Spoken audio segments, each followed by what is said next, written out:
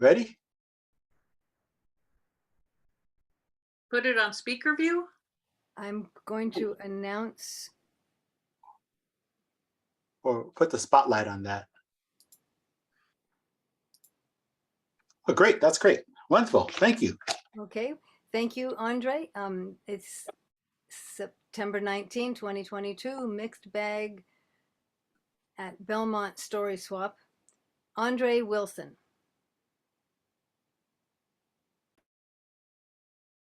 Long ago in West Africa, the winter harmattan season lingered into spring.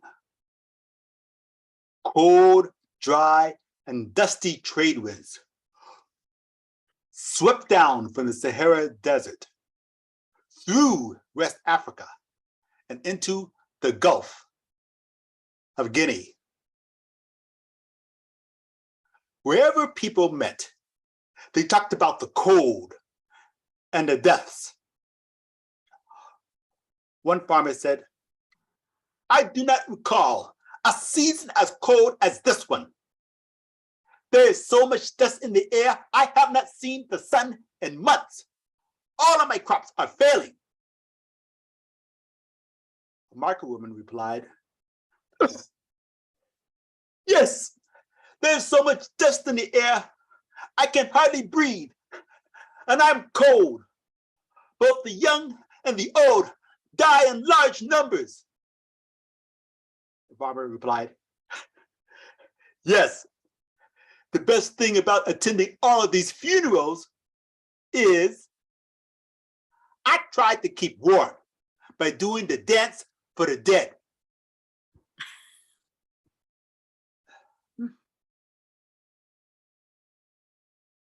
The whole village assembled and debated how to handle their situation.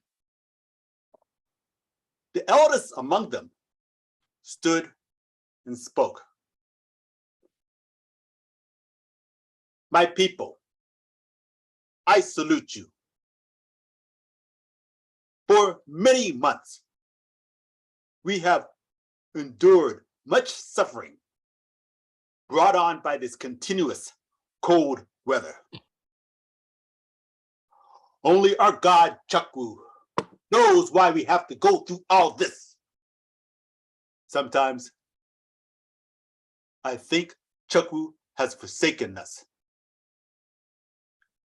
We must send a messenger to Chakwu to tell him of our plight." The entire assembly accepted the elders' suggestion, but they could not agree on who to send as messenger to the god Chakwu. While they debated, Imbe, the trickster tortoise, said, "I can do it, I can do it." Now, Imbe was the tortoise that had won the race between the tortoise and the hare. And as such, the people accepted his self-appointment as the messenger to the god Chakwu.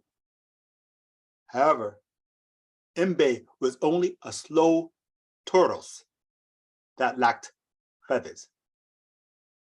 So all the birds of the kingdom donated and stuck feathers into Imbe's shell. Crane feathers and pigeon feathers and dove feathers and the black crown crane feathers. And Imbe, the tortoise, began to move those feathers, and he began to fly and fly. And Imbe flew far away to the land of the god Chakwu. And when he arrived at the great big gate, Imbe, the tortoise, knocked, bump, bump, bump, bump, bump, and waited. Finally, he began to drum on the door. Bump, bump, bump, bump, bump, bump, bump, bump, bump, bump, bump, bump, All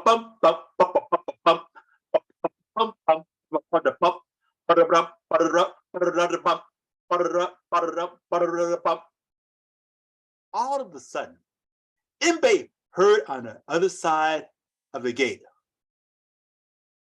"Let those hands that strike my door stick to it." And Imbe stopped beating on the door, lest his hands stick to it. And he was so mad, and incensed, he said, "Let those words stick to your mouth." And Imbe waited and waited and waited. But the great gate never opened. So Imbe said, "Oh well, I tried." And Imbe flew away empty-handed without ever meeting the great god Chakwu. Next, Inkita, the dog, volunteered to go. And that dog traveled far and wide until he arrived at the land of the god Chakwu. And he arrived at the gate, and he sat there and waited and waited and waited. Finally, Chakwu opened the gate. "Inkita, what has happened to you? Dust covers your coat. I can see your ribs, and you shiver. If this is how you appear, my people must be cold and suffering."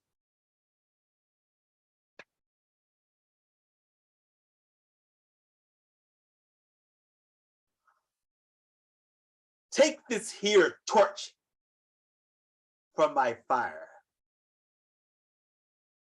Hold the torch in your mouth by the handle like this, and carry the torch back to my suffering people." Inkita did as he was told. He opened his mouth and held the torch by the handle and carried it back. But before he arrived back to the people, his wet snout extinguished the fire. So Inkita returned back to Chakwu, holding the burnt out torch in his mouth.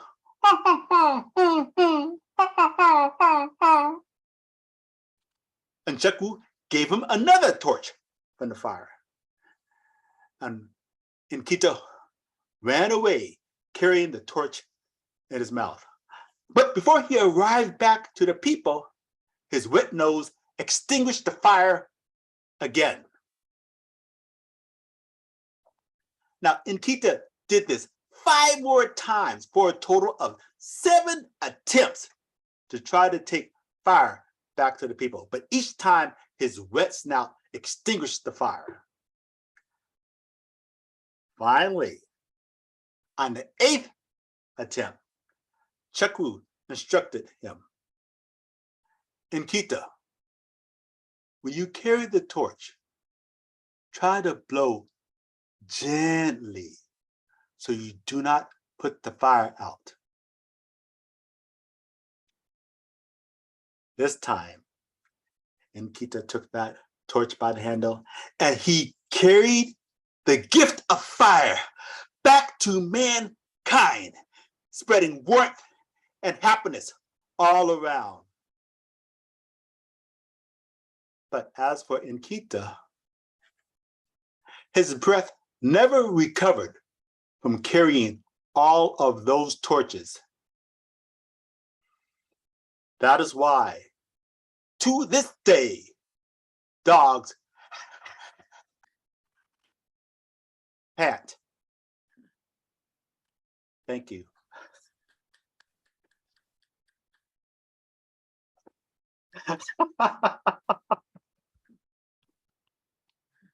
Great expressions. I love your expressions. Oh, thank you, thank you, thank you. It's a It's lot of very, fun.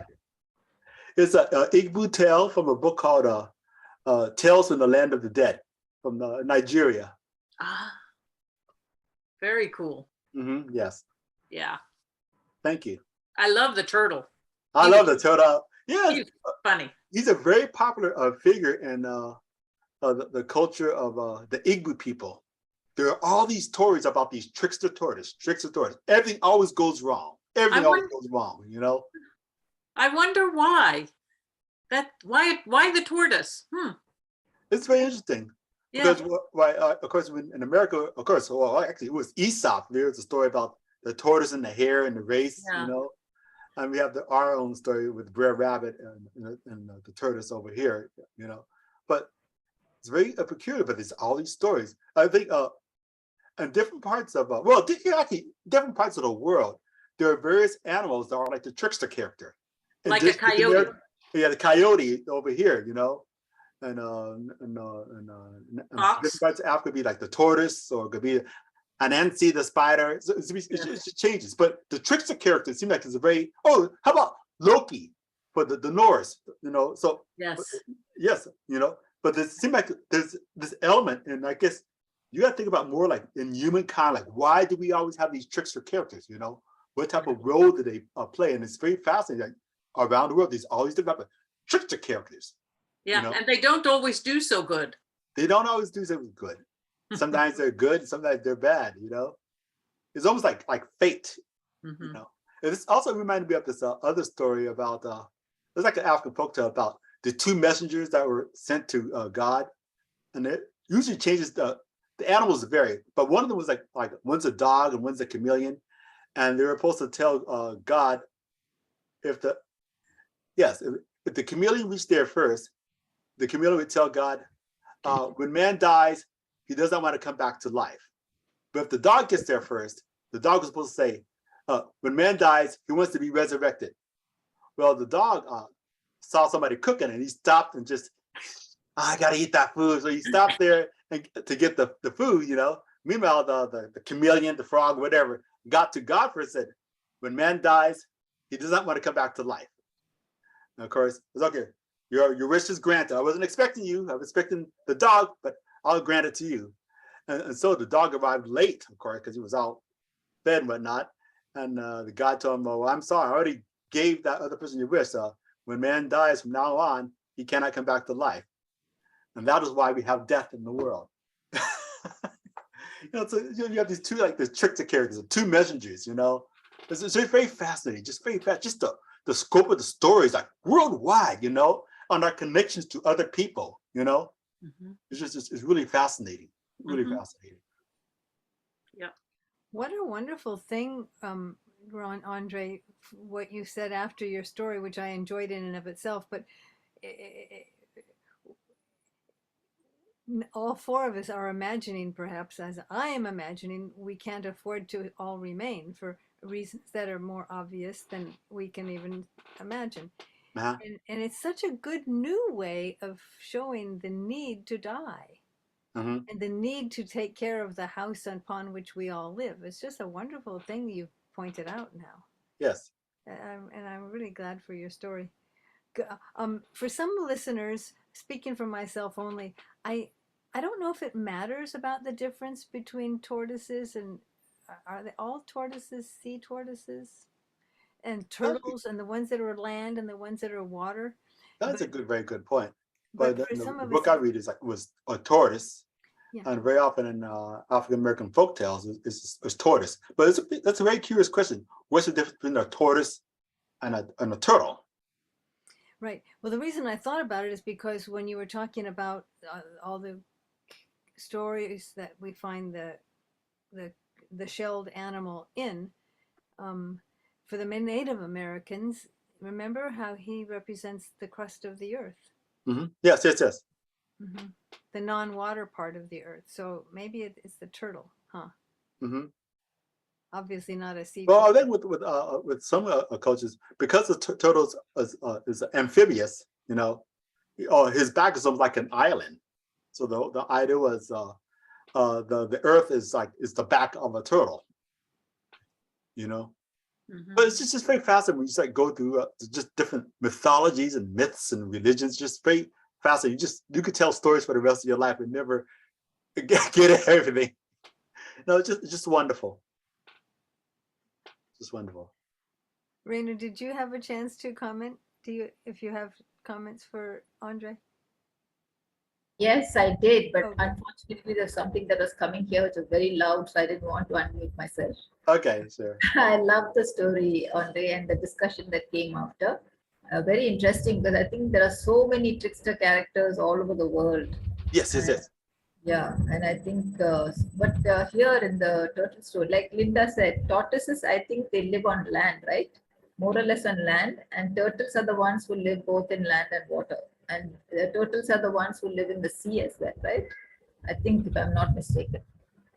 And there are those small tortoises that are they call star tortoises, which live in the sea, something like that. I'm not very clear at all, actually, whether they are found on land, or I know for sure that turtles can live both on land as well as in water because amphibians, yes, because these turtles, they come onto land to lay their eggs and then they go back into the waters. We have a lot of them coming to our beaches here to lay Oh, their eggs. okay.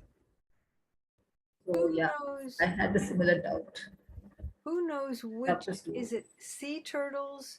I think I'm in Florida now, on the ocean side, not the Gulf, and the sea turtles' main food, seagrass, is being intimidated by refuse from cruise ships.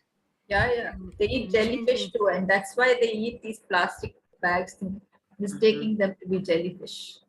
and now eclipsing the negatives of the cruise ship's refuse on the sea turtles are plans for oil drilling in a similar area, which will affect them as much, if not more.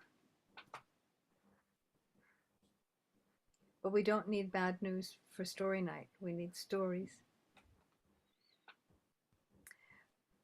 Vicky, Renu, is either of you wanting to go tell the story next? Yeah, I can. Go. Okay, so this is a story that I just read yesterday on the net. So I'm just trying it out.